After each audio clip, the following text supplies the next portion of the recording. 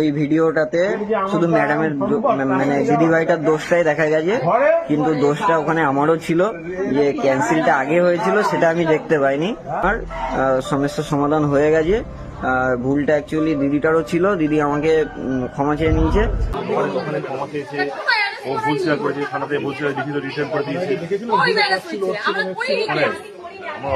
পয়সা দিয়ে একে মেরেছে। এই ছেলেটা, বাচ্চা ছেলেটা বাড়ি ছেড়ে এসছে, কেন মারবে একে? আমি ঘর ভাড়া দিয়েছি না, আরামে আছে।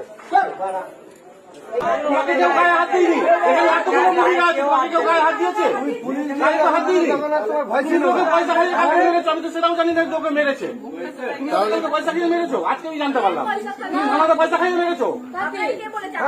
ওকে মারিনি, ওকে মারিনি। তুমি বাইরের অফিসারের সাথে কথা বলুনি, তুমি বাইরের অফিসারের সাথে কথা বলুনি। হ্যাঁ, বলা উচিত না। এবং এটাও দেখুন যাতে ও কোনো জায়গায় চাকরি না পায়, সেটা দেখুন।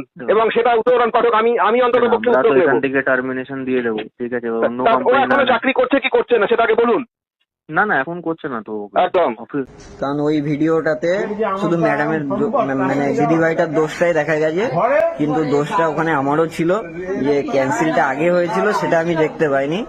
তো সবাইকে বলবো যারা যারা এফবি থেকে, আমি তো লোকেশনে আসার পর আমি ক্যান্সেল করিনি। ফালতু কথা বলবি না, এখান দিয়ে যা, নাহলে কানের গোড়ায় দুটো থাপ্পড় মারবো।